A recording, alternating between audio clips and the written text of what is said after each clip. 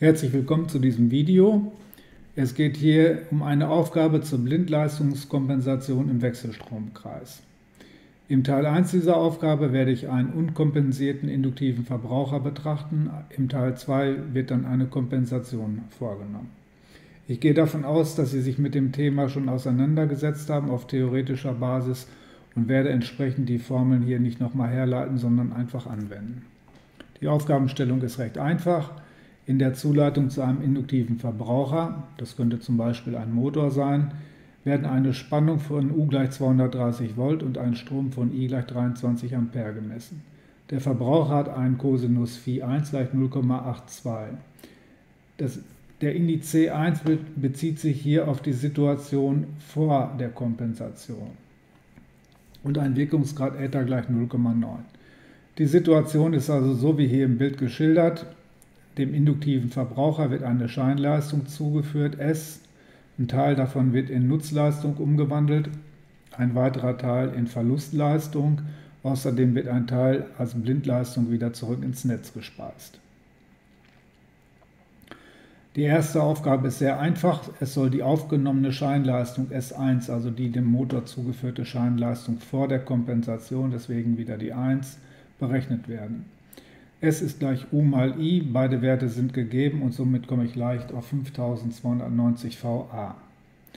Berechnen Sie die aufgenommene Wirkleistung P zu, die ergibt sich ganz einfach aus der Scheinleistung mal dem Cosinus Phi1, das ist ja wiederum der Cosinus Phi vor der Kompensation, kann hier also auch sehr einfach ermittelt werden.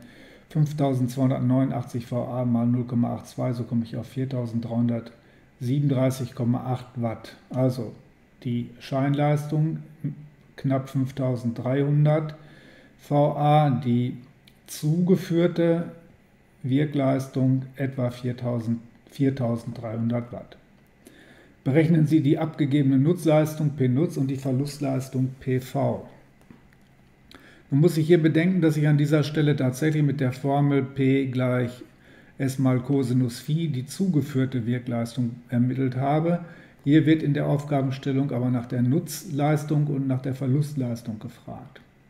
Da der Wirkungsgrad Eta gegeben ist, ist das auch wieder relativ leicht.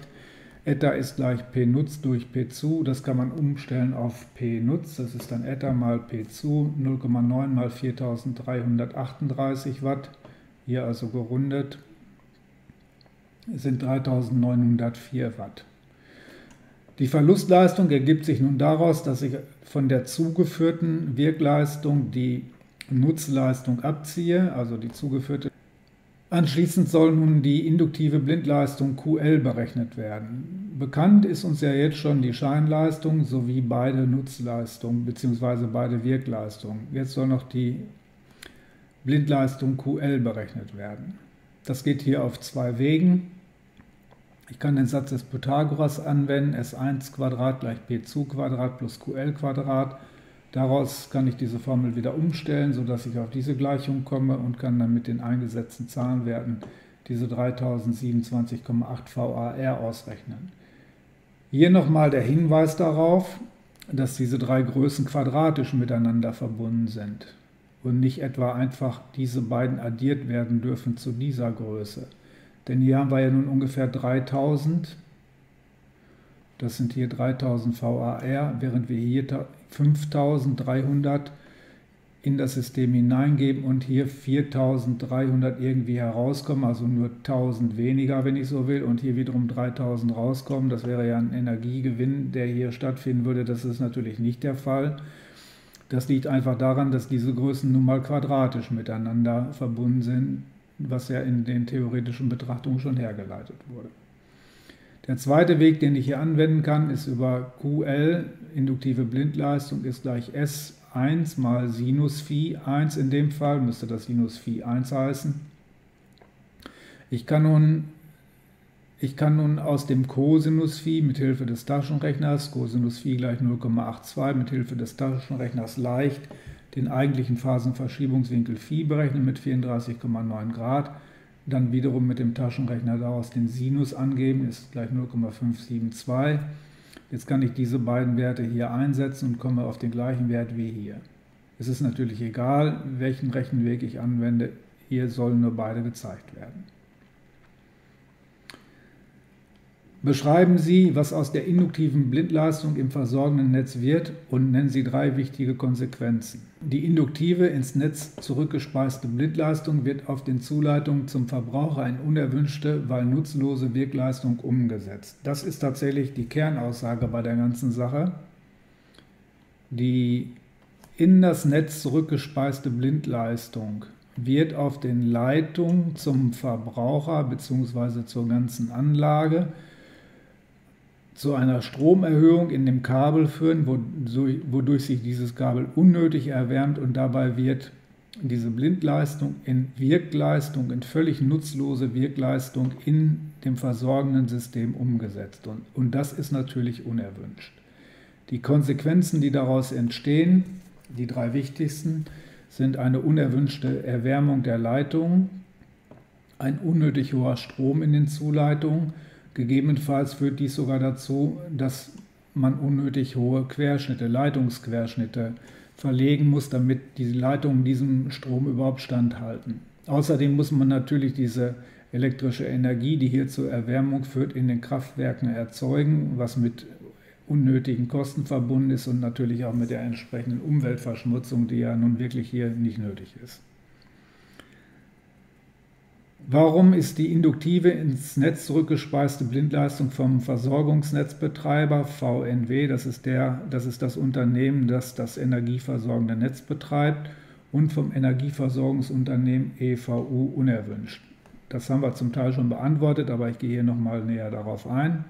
Der Versorgungsnetzbetreiber sieht einfach die unnötige Belastung des Versorgungsnetzes durch den hohen Strom sowie den erhöhten Aufwand für die Sicherung der Netzstabilität. Darauf bin ich hier oben nicht eingegangen, aber es wird für den Versorgungsnetzbetreiber so sein, dass durch viel Blindleistung in dem Netz es schwieriger wird, das Netz stabil zu halten. Denn da kann es zu Prozessen kommen, die ich hier nicht näher betrachte, aber bei denen sich die Anlagen am Ende gegenseitig beeinflussen. Und das muss der Versorgungsnetzbetreiber permanent im Auge haben. Und das wird mit in das Netz zurückgespeister Blindleistung immer schwieriger. Also deshalb hat er daran null Interesse, dass Blindleistung in das Netz zurückgespeist wird.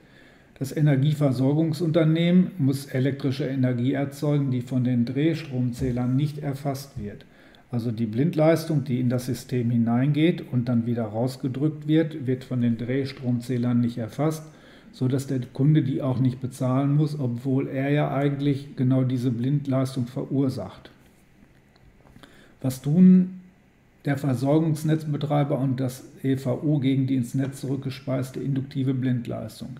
Da gibt es grundsätzlich 3 Möglichkeiten. Die erste ist die, dass ein sogenannter Blindleistungszähler installiert wird. Damit kann die Blindleistung erfasst werden und wird natürlich anschließend beim Kunden dann abgerechnet, und zwar mit einem sehr hohen Preis, denn man möchte letztlich dahin kommen, dass der Kunde dann doch einer Blindleistungskompensation zustimmt. Das ist die zweite Möglichkeit. Dazu muss er aber eine entsprechende Kompensationsanlage installieren lassen, die auch recht teuer ist, aber er wird es dann am Ende tun, denn die Versorgungsnetzbetreiber und die EVUs werden auf diesem Wege mit dem Blindleistungszähler ihn mehr oder weniger dazu zwingen, dass er das tut.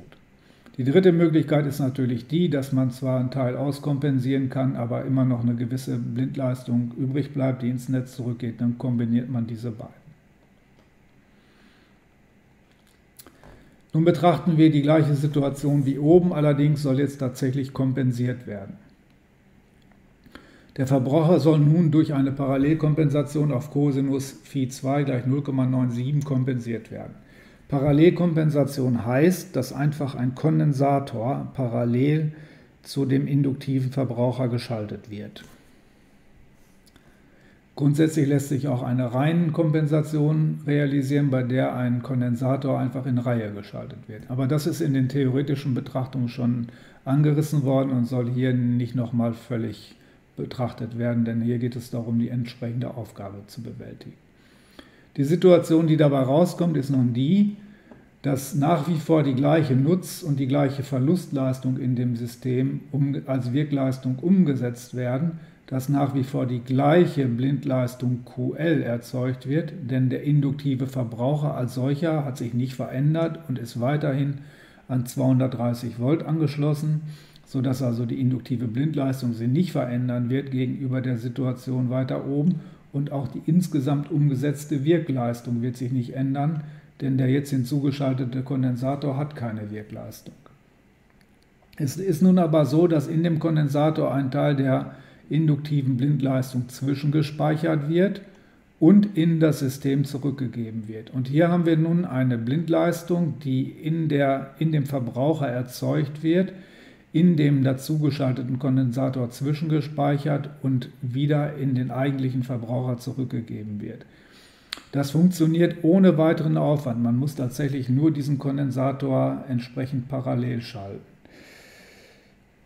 Damit verringert sich aber die ins Netz zurückgespeiste Blindleistung um genau die Blindleistung QC, die der Kondensator aufnimmt und in den Verbraucher zurückspeist. Skizzieren Sie das dazugehörige Zeigerdiagramm. Hier sehen wir das Zeigerdiagramm der Leistung. Die Wirkleistung P und die induktive Blindleistung zusammen ergeben die ursprünglich von der Anlage aufgenommene Scheinleistung S1. Also hier dieses äußere Dreieck bildet den Satz des Pythagoras ab mit S1² gleich P² plus QL². Wenn nun der Kondensator hinzugeschaltet wird, nimmt er eine kapazitive Blindleistung auf, da die in ihrer Phasenlage der induktiven Blindleistung entgegengerichtet ist, kann nun genau die Blindleistung um diese Blindleistung QC herabgesetzt werden. Das ergibt sich also tatsächlich ganz einfach. Aus einer Subtraktion von der induktiven Blindleistung wird die kapazitive Blindleistung abgezogen, sodass also die verbleibende Blindleistung kleiner wird. Der Winkel Phi1, der Phasenverschiebungswinkel, wird tatsächlich reduziert auf den Phasenverschiebungswinkel Phi2. Hier war ja nun gefordert, dass der Cosinus Phi2, der ja ursprünglich bei 0,82 lag, auf 0,97 verbessert wird. Das ist also die neue Situation. Wie ändern sich die zugeführte Wirkleistung P zu und die induktive Blindleistung QL? Das habe ich bereits erwähnt. In diesem Bild an der Blindleistung QL ändert sich nichts und an der Wirkleistung ändert sich auch nichts. Die Antwort ist also sehr einfach. Der Verbraucher ist weiterhin an 230 Volt angeschlossen, daher ändern sich weder die Blindleistung, die induktive Blindleistung noch die Wirkleistung. Wie groß ist die zu kompensierende Blindleistung? Ich gehe also nun davon aus, dass Sie diese Formel bereits kennen, die hier angewendet wird. Die zu kompensierende Blindleistung QC ist gleich P mal Tangens Phi1 minus Tangens Phi2. Ich muss nun also mit Hilfe des Taschenrechners aus dem Cosinus Phi1 den Tangens Phi1 berechnen. Das ist wiederum recht einfach.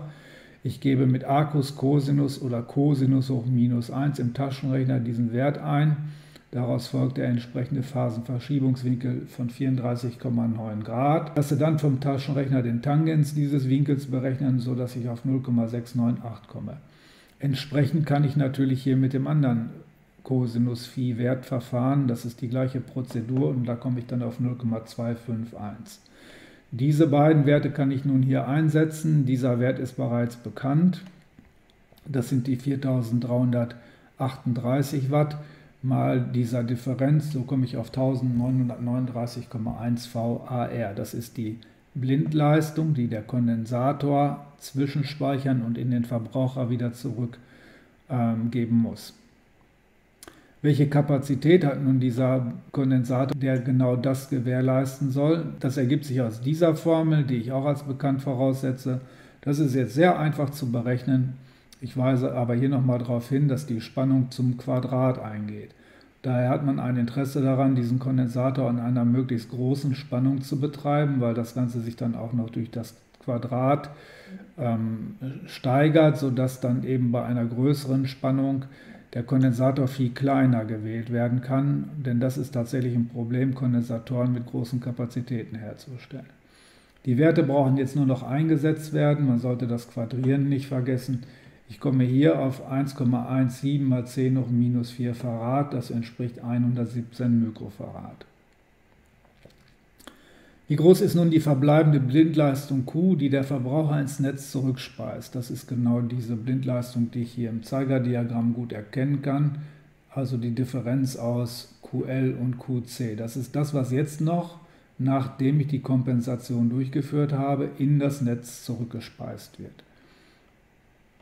Naja, dazu muss ich nur diese beiden bereits berechneten Werte QL und QC voneinander abziehen und komme dann auf 1133,7 VAR. Also die werden tatsächlich noch ins Netz zurückgespeist. Das ist jetzt so in dieser Situation, in der ich auf Cosinus Phi gleich 0,97 kompensiere. Wie groß ist nun die vom Verbraucher aufgenommene Scheinleistung?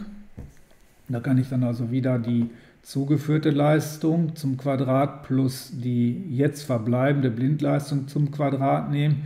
Die sind jetzt nun mit der zugeführten Scheinleistung zum Quadrat verbunden. Jetzt muss ich wieder den Satz des Pythagoras mit dieser Wurzel anwenden und komme auf 4483,7 VA. Und hier sehen wir nun tatsächlich die eigentliche Verbesserung. Hier haben wir einen Wert von 4400, während S1 weiter oben vor der Kompensation bei einem Wert von 5000 lag, 5290. Daraus sind jetzt geworden diese 4483 VA. Das ist also deutlich weniger. Vor allem kann ich jetzt den Strom berechnen, der noch in den Verbraucher fließt. Das geschieht einfach durch I gleich P. Naja, hier heißt es natürlich S. Ich muss die Scheinleistung nehmen durch U. Diese 4483,7 VA geteilt durch die angelegte Spannung. Somit komme ich auf 19,5 Ampere. Der Strom hat sich also verringert von den ursprünglich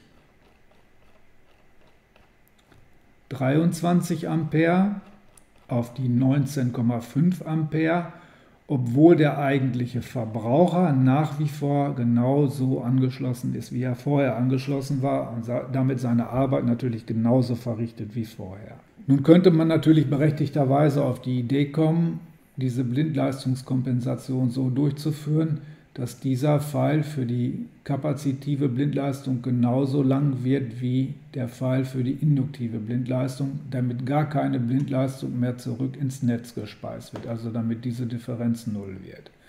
Das darf man aber in keinem Fall tun, denn bei einer Kombination einer Spule mit einem Kondensator spricht man von einem Schwingkreis, da die von der Spule und dem Kondensator gespeicherten Energien zwischen den beiden hin und her schwingen können. Also es ist tatsächlich so, wenn die Spule ihre Energie abnimmt, die sie in einem magnetischen Feld gespeichert hatte, dann wird diese Energie vom Kondensator aufgenommen, in ein elektrisches Feld umgewandelt und dann wieder in den Verbraucher zurückgespeist, der das dann wiederum in eine magnetische Form bringt und das geht dann wieder in den Kondensator zurück und so pendelt halt die Energie hin und her. Das ist ja genau das, was ich hier will. Das entspricht ja gerade dem Aufnehmen der Blindleistung im Kondensator und die Rückgabe in den eigentlichen Verbraucher. Dieses System wird von außen durch die angelegte Spannung aber ständig mit weiterer Energie versorgt, wodurch es zu einem Überschwingen kommen kann. Man spricht dann von Resonanz. Das ist genau der Fall, wenn der Cosinus Phi 2, also der Wert, auf den ich zurückkompensiere, gleich 1 ist. Vergleichbar ist das System mit einem mechanischen System, wie zum Beispiel einer Schaukel, bei der ja eine Energie zwischen dem oberen Schaukelpunkt und dem unteren Schaukelpunkt hin und her schwingt. Im oberen Punkt habe ich nur potenzielle Energie, im untersten Punkt nur kinetische Energie. Und dieses System versorge ich nun von außen, indem ich weiter Energie da rein schwinge. Wenn ich also von außen da weiter Energie reingebe, immer ein bisschen Schwung gebe, kann ich dieses System in Resonanz bringen, sodass es überschwingt. Das würde bei der Schaukel zu einem Überschlag führen. Und so ist es nun so, dass in Parallelschwingkreisen, wenn also ein Kondensator mit einer Spule parallel geschaltet ist, dabei Stromüberhöhungen auftreten können und schaltet man einen Kondensator mit einer Spule in Reihe, ein sogenannter Reihenschwingkreis, dann kann es zu Spannungsüberhöhungen kommen. Und das ist gerade der Fall, wenn ich auf Cosinus Phi 1 zurückkompensiere. Das muss unbedingt vermieden werden.